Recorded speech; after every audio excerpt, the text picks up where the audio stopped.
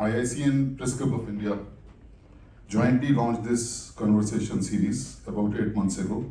The aim was to invite eminent persons to speak on topical issues which will help media persons in particular to expand their thought space and result in better and deeper understanding of the range of issues. So far, to name a few, we have had Professor Ashish Nandi, Ashok Vajpayee, Sayyid Irfan Habib, Justice Madan Lokur as lead speakers. Moderator of our series is Suhas Borker. He's a media person, broadcaster strategies, and Green Circle of Delhi, and Jan Prasad. So thank you, Vinay. We had approached Ambassador Shyam Saran in January for speaking at the IIC PCI conversations with media series, and he had readily agreed. Luckily for us, we got a slot in March. He was to speak at another event here today, and that got cancelled. So we grabbed this opportunity and requested Ambassador Shyam Saran, and by the way, also got the venue. Because, bookings are so, the COVID times are over. It is for the first time that in our Diamond Jubilee year that IIC has for a president an outstanding diplomat from the Indian Foreign Service, a former Foreign Secretary. Ambassador Shyam Saran has a very heavy calendar of engagements, and we are grateful that he could join us today to speak on India-China relations dealing with asymmetry.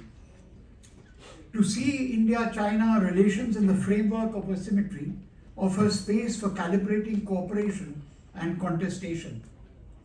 Through this lens, one sees the relationship more as a complex mosaic with multiple colors, where different shades reflect how the balance keeps evolving on a dynamic basis.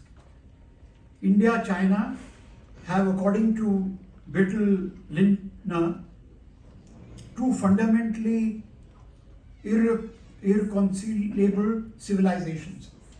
Jayadeva Ranade says that in the coming decade, China will not only pose a territorial challenge to India, but a civilizational threat to weaken India internally and damage its credibility regionally. There are, of course, many challenges to the Indo-China relationship: the ghost of 1962 and unresolved border disputes, the trade deficit, which has now crossed $100 billion for the first time, while Indian imports have increased to an all-time high, exports to Beijing fell sharply compared to last year.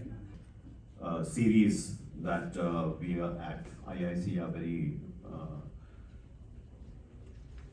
very happy to be collaborating with PCI. You have had some very distinguished people speak in this series. Yes, I think it was very fortunate that the original program was cancelled and you managed to get this venue. Even if you are inviting the president of IIC, apparently that does not help in getting the news. And for that you have to go to Mr. Srivastava, our director. So let me speak for about maybe 25 minutes to half an hour. See challenge that we are confronting, but to try to give you a sort of a background against which you can perhaps look at what the current relationship is and what the future may hold for that relationship. So as Suhas said, that I have recently completed a book on how China sees India and the world. And this was after looking at a very broad expanse of history of the last more than 2,000 years, and trying to gauge what is the prism through which China looks at the world. A country's history, its geography, its culture, the temperament of its people, these all go to make up that frame through which you look at the world and you try to interpret that world. And this is what my effort in that book was. Can one see some template through which China really deals with a country, say, like India? And I think it would be fair to say that the Chinese attitude towards India drawn from that history of very long standing is one of ambivalence. That is, so on the one hand, there is a certain kind of respect for India as a civilization which is as long as that of China, very rich civilization, very vibrant culture. There is also on the Chinese side there is a recognition that for many years before the beginning of this millennium, of the second millennium, for say about 1,000 years or so, starting from the 1st century AD to maybe about 1000 AD, a period of almost about 1,000 years, this represented a period where actually India was seen as the teacher. You know, we today talk about Vishwaguru, but there was actually a time where, in a sense, India was the intellectual capital, certainly of Asia. It had universities like, for example, Nalanda, it had Vikramshila, Odantapuri. You know, these were centers of learning. I mean, they were not just Buddhist monasteries. I mean, they used to teach subjects much more diverse and much more sophisticated than just Buddhist theology. So this was a period where, thanks to three routes between India and China. India and China were not neighbors. India and China, in a sense, became neighbors only in 1950 when the Chinese occupied, Tibet.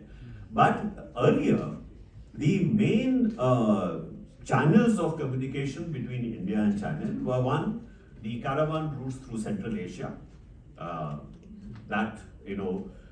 what is known as the Silk Road, but it was not only silk which was traveling on that road, many other things were traveling. So you had this channel, and if you go along this route today, you will find the ruins of many, many old Buddhist monasteries, which were also, by the way, way stations for traders to use. The caravan trade was, in a sense, supported by this chain of monasteries along Central Asia. Then you had Tibet, Nepal and Tibet.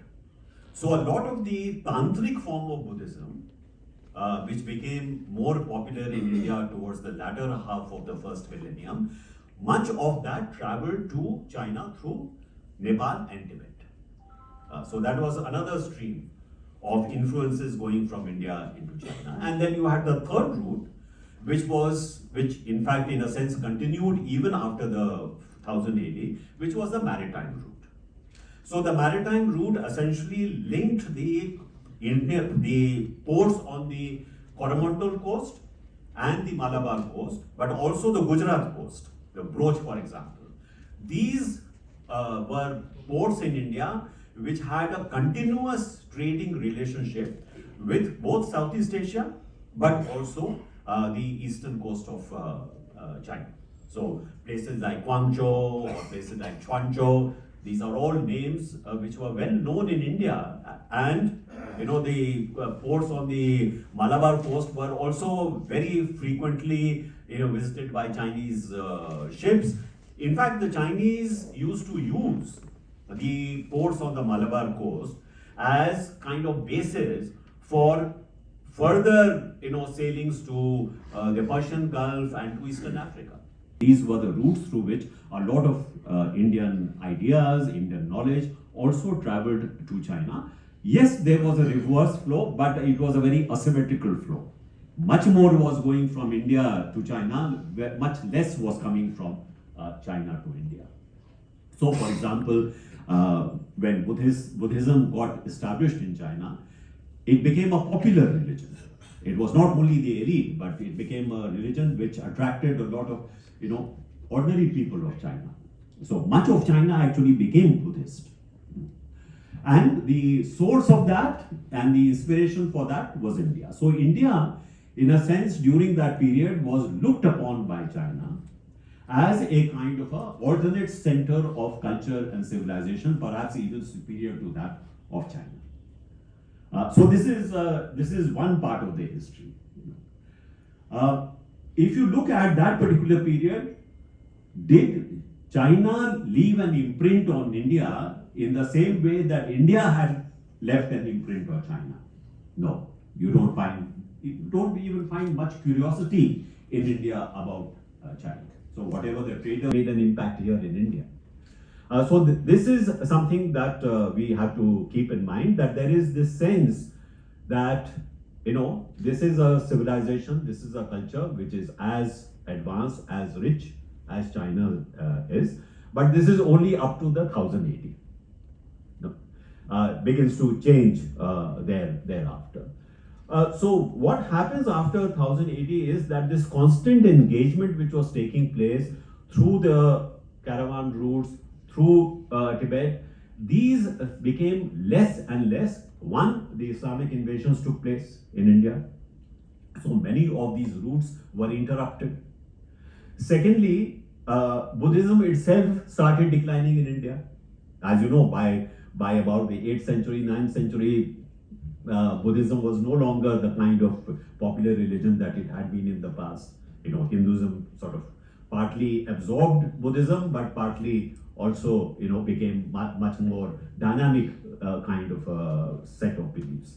So Buddhism declined, Islamic invasions cut off much of the contact. What survived was the maritime routes, and as I mentioned to you, these actually continued thereafter. But you know, that very intense exchange of ideas, that intense exchange of philosophies, etc., which was taking place in the earlier part, then they diminished over a period of time. When did China then come into contact with India again in some real form? Was during the colonial period. It is when the British came, and why? Because the British were trying to, you know, somehow dominate China. You know that the British were importing a large amount of you know, tea from China. They had a huge trade deficit. In order to meet that trade deficit, a lot of silver was flowing from the Western European countries into China. And during this particular period, since the opium was coming from India, and don't forget that there were also very rich Indian traders who were profiting from this opium trade, not only the British traders. So you had, you know, like Gigi Bhoi, for example, branch of the Tata family, you know, there was the Sassoon family. All these were great trading families were also partly, you know, profiting from the opium trade. In fact, if you read some historians, you will get the sense that Bombay actually emerged as a rich commercial city thanks to the opium trade. So when China once again came face to face with India, it was an India which was under British rule and which was a source of this you know, opium which was really like poison to the Chinese population. And in order to sustain this trade, when the Chinese tried to stop it, you had the opium wars, right? 1842, 1846, you had the opium wars. Who were the soldiers who were fighting British wars for them in China? Indian soldiers.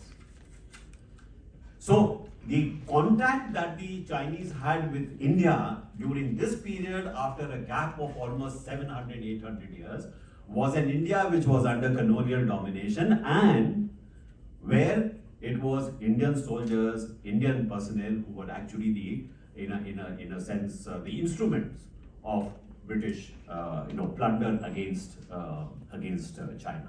Not that the poor Indians had any agency in this. I mean, they were functioning as part and parcel of the British armed forces.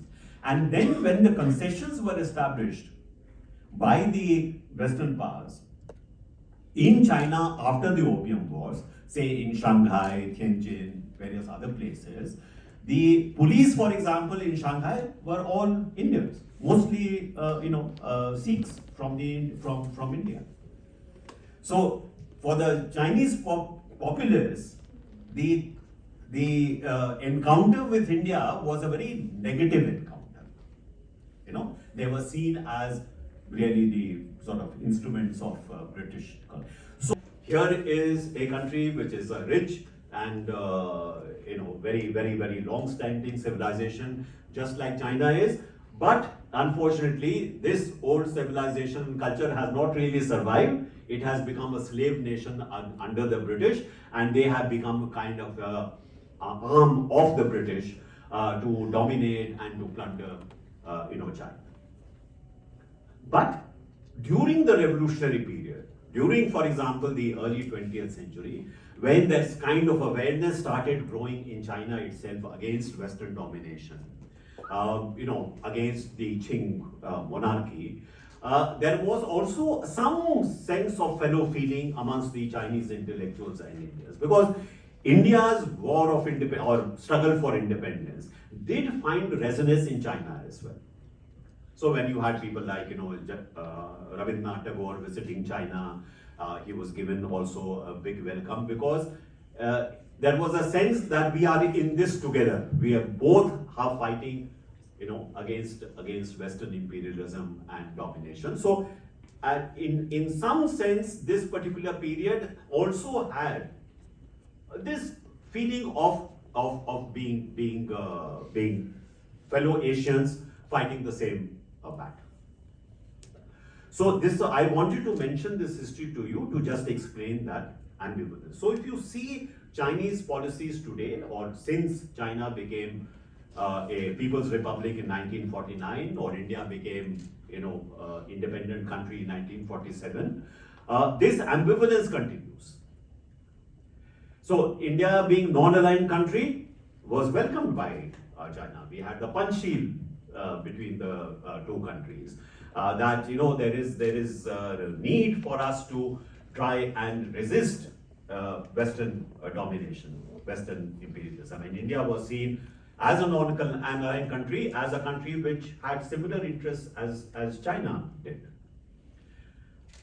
But at the same time, both countries were engaged in consolidation of the national consolidation as new countries, and therefore the kind of the friction because of China occupying Tibet, this becoming for the first time in history, becoming, as I said, a great power on the doors of India from 1950.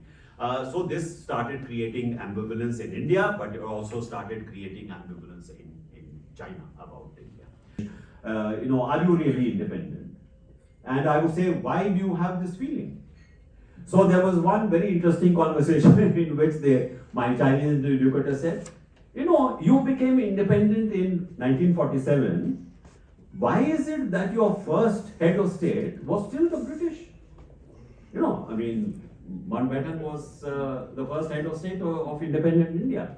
Now, to them, this was strange that, the country which you have actually had a struggle of independence against, and this has been the colonial power. How is it that the people of India have accepted the Governor General, the last Viceroy, as their first head of state? Secondly, the Indian Army is the same continuing with like the British Indian Army. The Indian civil service, as if there is no break between pre-47 and post-47. So if you put yourself in their shoe and you're looking at India, it seems as if there is something legitimate about this impression that India is not quite, become an independent country. And that kept coloring their view about India. But even if there was this ambivalence, there was a certain convergence of interest between the two countries, which explained, as I mentioned to you, the Panchsheel, or explained how China, for example, came and attended the Bandung, Asian Afro-Asian Conference. But because of this pressure of national consolidation, when China took over Tibet, and we saw the occupation of Tibet as integral to China's own national consolidation.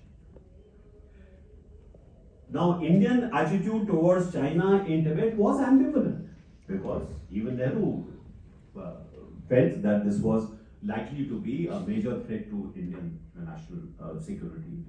But what was happening at that time was, while the Chinese were coming and occupying some of these very remote areas along the border, so were we coming into these areas perhaps for the first time. There were skirmishes at the border. Even in the period, say, 1956 to say 1962, there were some skirmishes or encounters taking place at the borders, but neither side took these skirmishes as somehow a major issue between the two countries, and they normally would not, clash with one another. So if you look at the Chinese archives of this period, there is a constant, directive to the People Liberation Forces at the border that do not engage in any kind of, violent clash with the Indian forces. Do not fire unless you are fired upon. You should be very, very restrained in your response. What changed this was 1959, when you had the Tibet revolt and you had Dalai Lama, seeking shelter in India. So what was seen as tactical moves by both sides on the border, any action by India post 1959 on the border started being looked upon as actually an Indian attempt to try and dislodge China from Tibet. They undermine Chinese control over Tibet, and aided and abetted by the Western imperial powers. Again, that old connection between India and the UK and the Western countries. So that is when actually the slide begins. So this brings me to the current situation. Is there a likelihood of the border issue being resolved in the coming days? I believe that it is unlikely to be resolved unless there is some understanding that is reached between India and China on the Tibet issue. I think this is what triggered the war in 1962, and settlement of the consequences of that war is very much linked to how the Tibet issue is resolved, because Chinese control over Tibet even today remains somewhat tenuous.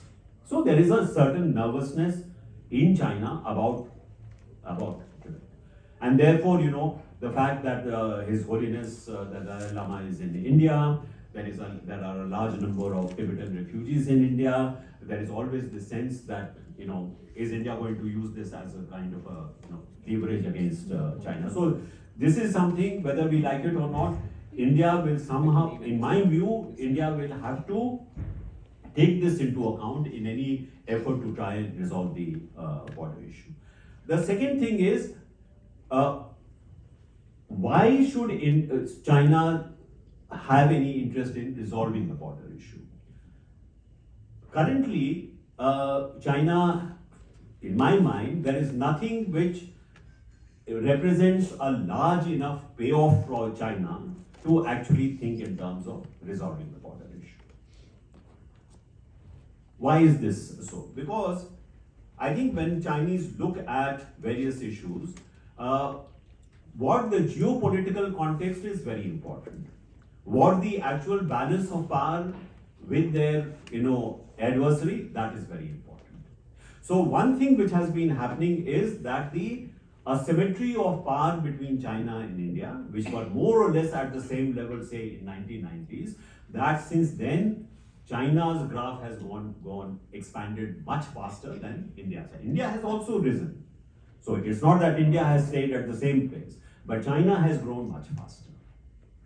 So the gap between the two countries in economic capabilities, in military capabilities, even in technological capabilities, that gap has been steadily increasing. So that gives the Chinese a sense that the balance of power actually is moving in our favor. Second thing is the geopolitical context. And geopolitical context here, since at least 2008-2009, the Chinese perception has been that the United States of America and the West in general is in relative decline. They may still be very powerful economically and militarily, but relatively speaking, they are going down. So while China is going up, they are coming down. And as a result of the global financial and economic crisis, the Chinese have become convinced that the Western model has more or less failed. You know, the so-called Washington consensus has failed. Now you should be looking at the Beijing consensus. We represent the model of the future. We have been far more successful in economic management than the very heart of the capitalist world is concerned. And it is true that after the global financial and economic crisis, China recovered much faster, got back to a rate of growth of about 6% or so per annum, while India, which had been growing much faster before 2007-2008, our growth rate started coming down. So, in the Chinese sense, both the geopolitical situation as well as the bilateral situation, in power terms, is in favor of China. And therefore, there is not much incentive to look at why China should resolve this. And I just to conclude this, I just want to mention the period when, for example, I was Foreign Secretary. You know, if you take the period, say, from 2002, 2003 onwards up to 2007, 2008, even though India was behind China in overall, terms, the difference was that India was growing at a faster rate than China was. So if you look at the growth rates of that period, India was smaller than China, but it was closing the gap between India and China. And that was made a very big difference. India, if you remember, if you go back that time, it was India is the next China, the next great, economic and commercial opportunity, for example. India's response, for example, to the tsunami, 2004-2005, if you look at, that was the first time that the world became aware of the projection capabilities that India had, with its navy going to assist countries in Southeast Asia, even though India itself was affected by the tsunami. And the Quad actually is a result of that particular performance. Because I, as Foreign Secretary, for example, I used to be in touch with my counterparts in Japan, in US, in Australia, to try and coordinate our shipments of relief supplies to various countries. So we were constantly in touch with one another and constantly telling each other where our naval forces were, how were they being deployed. And that is how the four countries actually started working together and then later became, in a sense, the Quad. So this was a period where China felt that though India was behind, it was catching up. It was becoming a very major, power in the world, was being recognized by the others as a major power. This was the period where we were successfully able to negotiate, say, the Indo-US nuclear deal. If you try to do it today, maybe it will not be possible. But that was the period where, precisely because of this kind of an environment, you were able to achieve this. Because other powers were looking at India as a partner worth having, in fact, because of its growing power.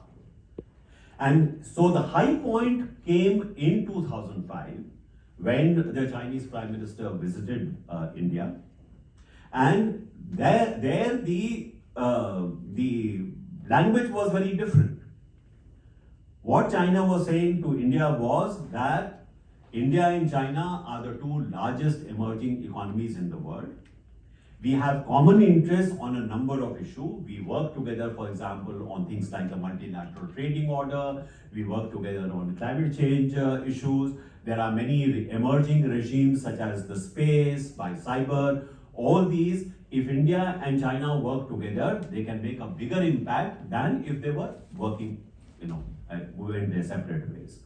Therefore, there was a great merit in India and China coming together as partners and working together for, in fact, promoting their own interests.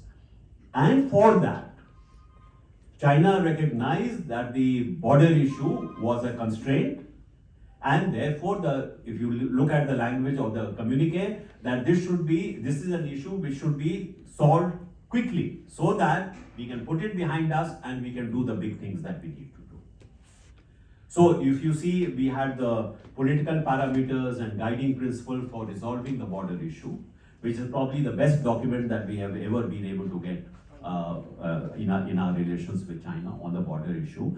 You recall that this was also the time when the Chinese were actually accepted that Sikkim was a part of India, which they had not accepted till then. They gave us maps which showed, Sikkim with the same color wash as the rest of India.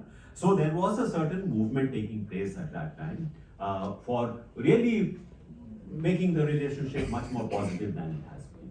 But as I said, this particular period where it was very promising and where there were real chances of actually the border being settled, after 2007-2008, the language also changed. And so when in 2010, Wan Chiapao comes back to India for another visit, and he's asked, what about the border issue? He reverts back to the earlier formulation. This is a very complicated issue which has been left behind by history, and therefore it will take a long time to solve, which means that we are not really interested in solving it